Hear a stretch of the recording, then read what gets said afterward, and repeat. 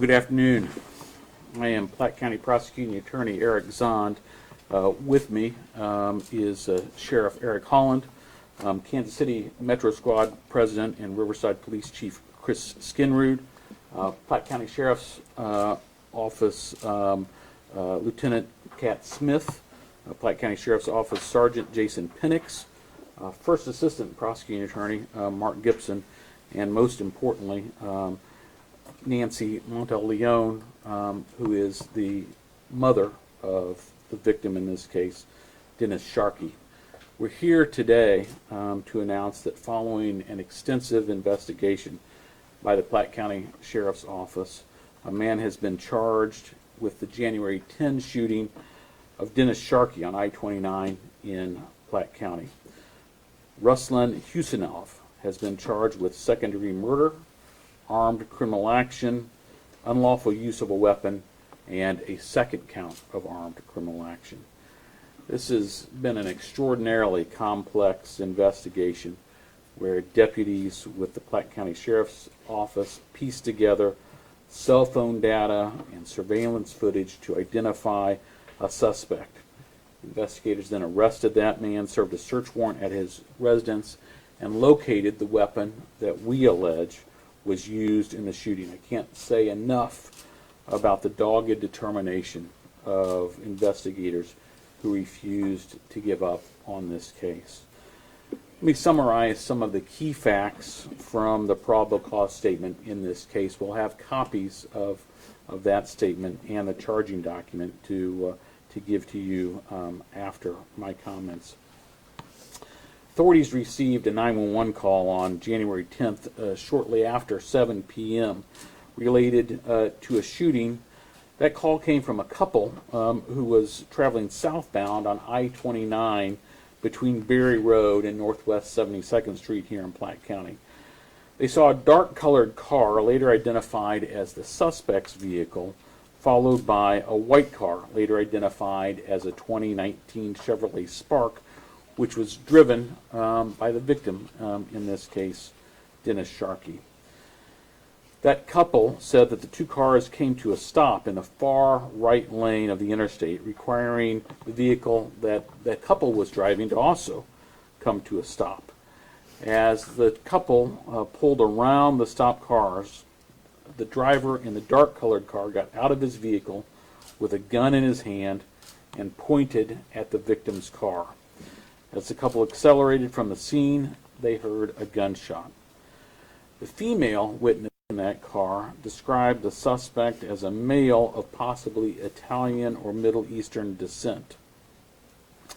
Mr. Sharkey's car crashed approximately 1/4 mile south of Northwest 72nd Street and came to a rest against a fence that separates I-29 and Northwest Prairie View Road. Emergency workers found Mr. Sharkey in the vehicle, unresponsive, with what appeared to be a gunshot wound.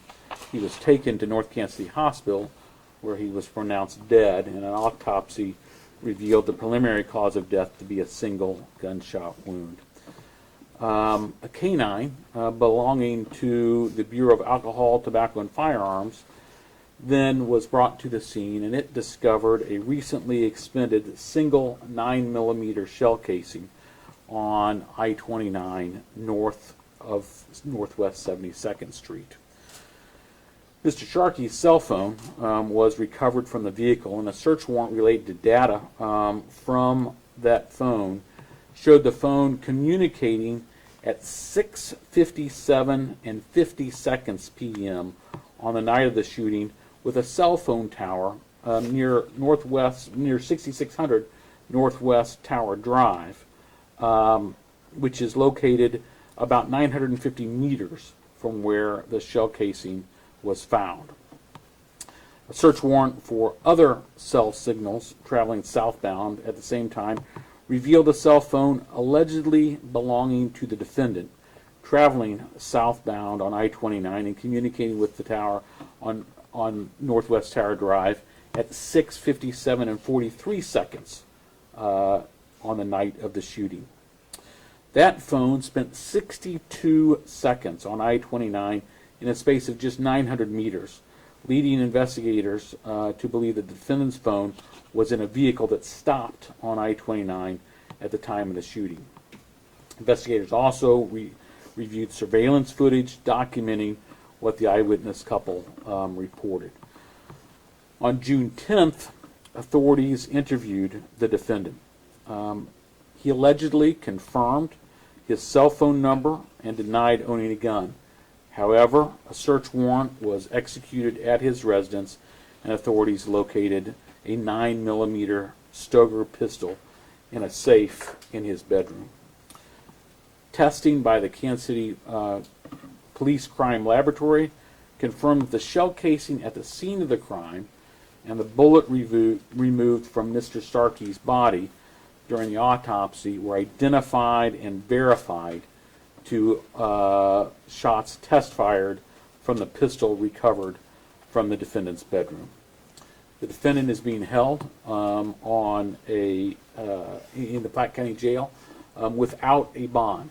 The crimes against him are some of the most serious in Missouri. If convicted, he faces up to life in prison on the murder charge and the unlawful use of a weapon charge, and a minimum of 3 years in prison on each of the armed criminal action charges. I should caution you, however, that all of these charges against Mr. Husinov are merely accusations, and the defendant is presumed innocent unless and until proven guilty.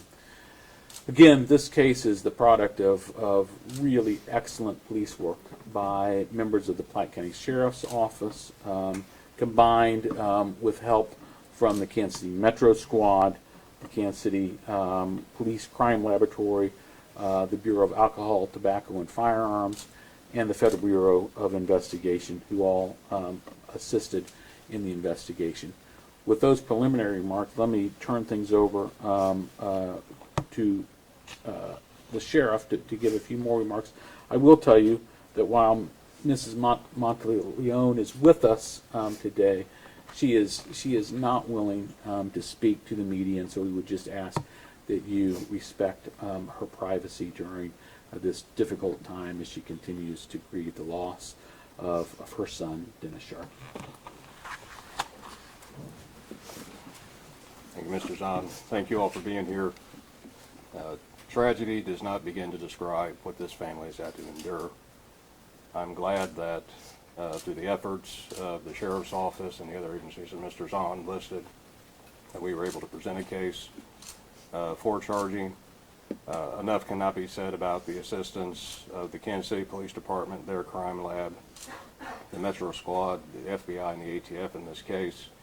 And I would be remiss if I did not say that we would not be here today if not for the efforts of our cybercrime sergeant, Sergeant Jason Penix. The cybercrimes unit and Sergeant Penix have spent hours going through tedious amounts of data, and without their work we would not be here today. Thank you. We're happy to take any questions that you might have. Do we know if this was officially a case of road rage? I know early on in the investigation it was suspected to be road rage. Is that confirmed now based on what we know? We actually still don't know what really led up to this shooting. It certainly has all the hallmarks of a road rage case, but at the end of the day, we don't know exactly what happened on that highway. The case, though, is, I think, a reminder to folks about the dangers of being involved in a road rage incident, and I would just ask folks to think twice before you get into a confrontation with another driver. Do you guys still believe that these two individuals did not know each other at all, and this was just merely like a random act of violence? We have no reason to believe that these men knew one another at any time. Did the defendant have a history, any sort of charges in the past? Yeah, I can't speak to the defendant's criminal history, if any. The rules governing prosecutors by the Supreme Court prohibit me from getting into any of that. Do Do we know if he was going to or from a sporting event, to be a journalist? Yeah, we do believe that he was coming from a sporting event that he had covered. You mentioned that security footage was very key in this investigation, as well as the cell towers and tracking that phone. Can you kind of go more into the witness statement and how these tips kind of led to the developments that we see today? Yeah, I can't get into great detail about that, given that I'm limited to talking to you about what's contained in the probable cause statement.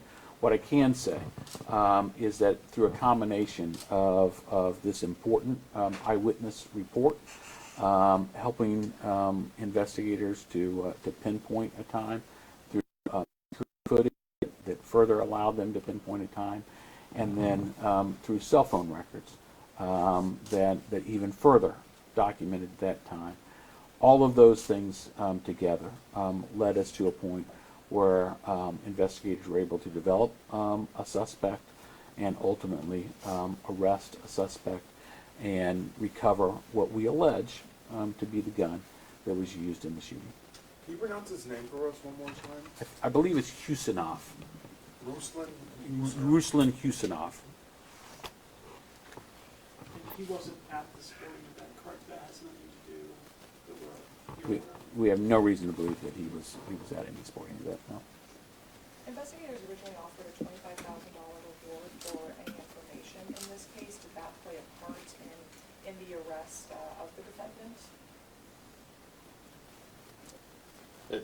No, the leads the investigator to follow up with things that they generated through their investigation did not come through a tip line. Is there a takeaway for people who are watching at home? You kind of talked about road rage. You know, if that's a takeaway or if it's, about your police work. What's the main thing you want to get across? You know, the takeaway in this case is that sadly, a good man, Dennis Sharkey, is no longer with us because of what we allege to be a gunshot fired by a motorist who had stopped then on the roadway and shot Dennis Sharkey.